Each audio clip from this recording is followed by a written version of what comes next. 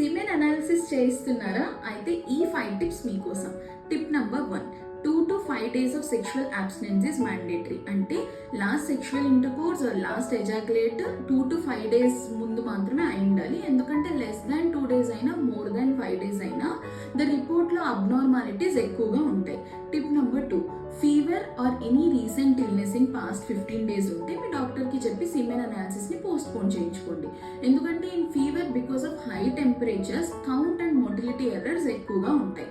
Tip number 3, ఏదైనా gym supplements or protein powder, cigarette smoking, alcohol ఈ habits ఉంటే ఒక 3 to 5 days సీమెన్ అనాలిసిస్ ఇచ్చేకి ముందే వీటిని ఆపేసి తర్వాత సీమెన్ అనాలిసిస్ టెస్ట్ చేయించుకోండి.